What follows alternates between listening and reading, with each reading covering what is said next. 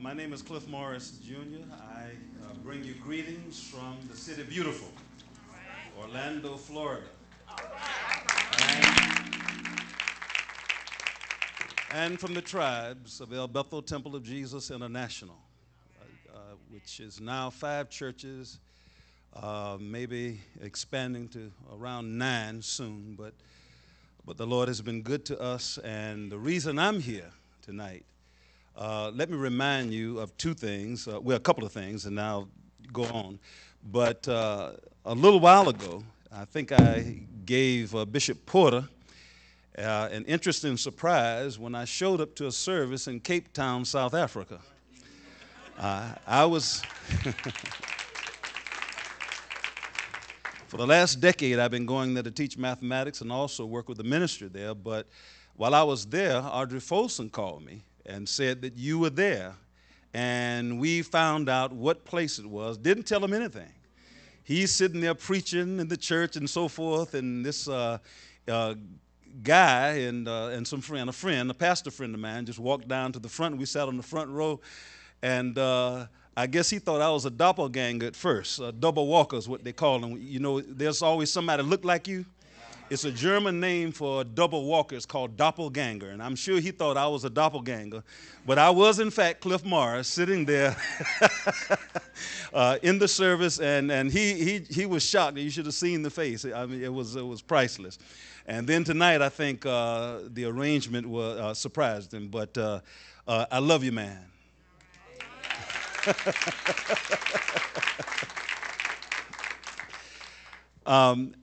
I also bring greetings from my wife who is not able to come, Angela, which you know. There are 2 things maybe I'll share. One is that this is the man that God used to bring me into the kingdom.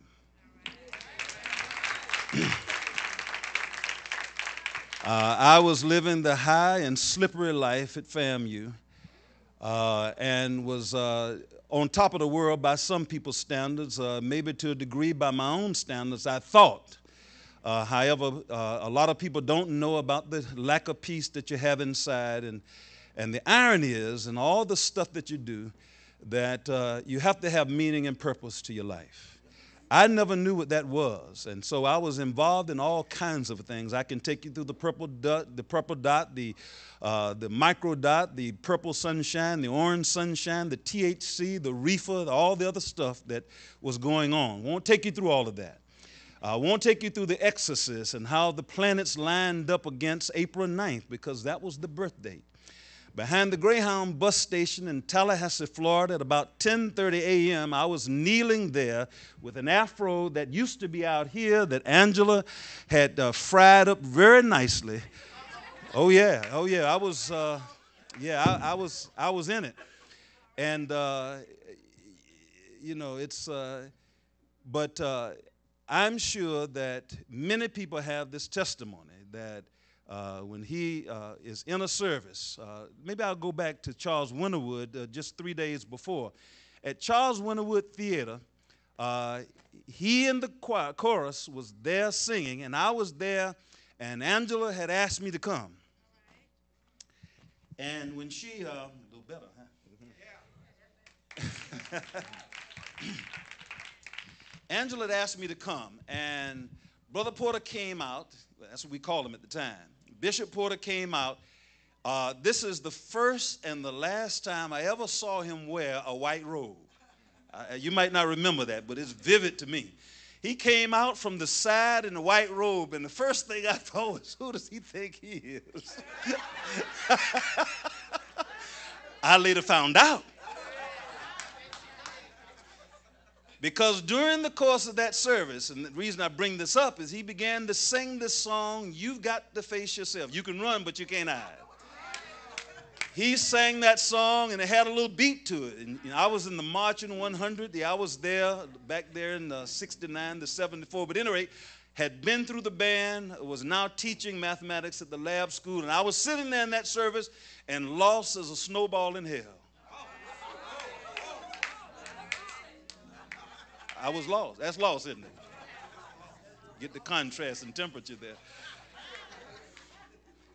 And he sings this song, and he got to the part, and I was enjoying it. I got into it. All of a sudden, I knew who this was. And he got to the part, he says, some people will sit there and clap your hands, but their hearts are far from God, and they'll miss the promise. That part, the Spirit of God pricked my heart. Right there, right there. That was the part. Singing and enjoying the beat and didn't know that there was another presence in the place.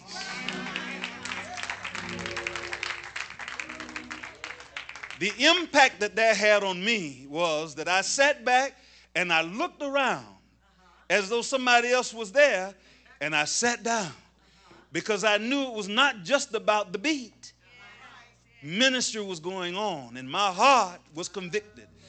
And I sat and I kind of wriggled in that one. This is something. Here's a contemporary beat, something that attracted my attention, but then pricked my heart. And I knew that something needed to happen.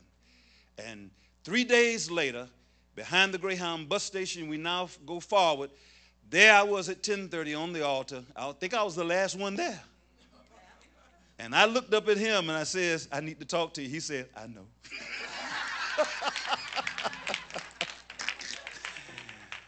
And man, look, let me tell you, the next day everything had changed. My appointments had all been canceled. All the girlfriends went away. All the appointment was with the drugs, the reefer, the everything else. All of that was out of the way.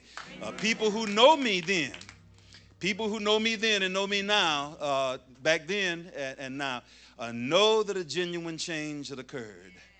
And so the foundation began to be laid. This man was the one who was there for myself and many others at FAMU. April 9th, 1974 at 10:30 was the time I was being born.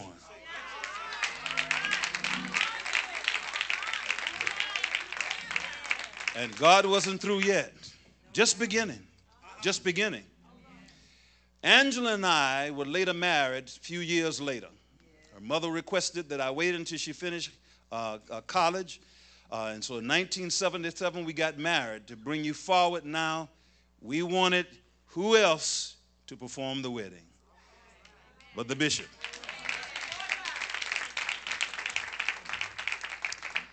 And so he came to a place that I don't know if he can pronounce it, remembers it, Okahumpka. Yeah, if you're on the turnpike, you pass by the Okahumpka Plaza. I mean, that's the only connection that you have with the reality of that place, where he brought a busload, a Greyhound bus to Okahumpka. Can you imagine what the Okahumpka Daily News was talking about the next day? This bus pulls up to the church. He's there. He performs the ceremony. Pastor Helena Barrington also there sang, and then I sang and so forth. But the point I want to get to is after that wedding, something else was in the works. Because Reverend Kimball was in that service there at that wedding. He was there. And he had a chance to meet the bishop, and they sat and talked. And the next thing I knew, he had not only left that place, but was staying at now Bishop Kimball's home then, led his wife to the Lord on the night we got married.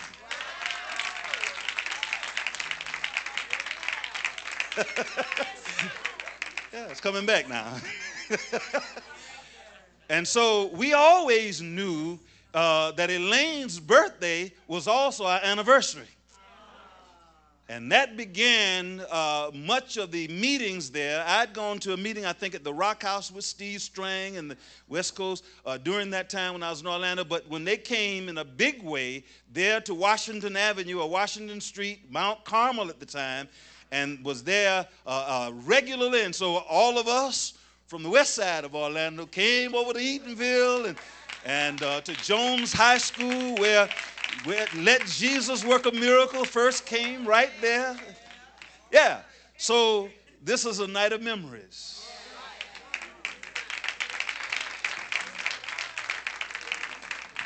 It's a night of memories. I mean, can you imagine the magical time that all of us had? And I use that word kind of tongue-in-cheek, but the point is that Jesus was doing something real in Orlando, and among many of the young people who are still holding on today. And a big part of that had to do with the man who's sitting right there.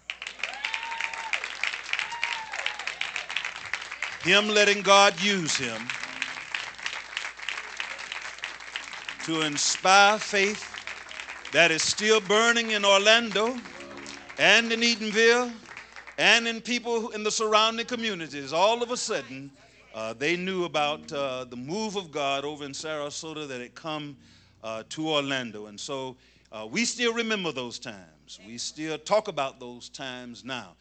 And I think that if there was a connection where he would actually get a sensory visitation, many times we are talking about the very teachings, the very thing that were in our foundation that he laid very well.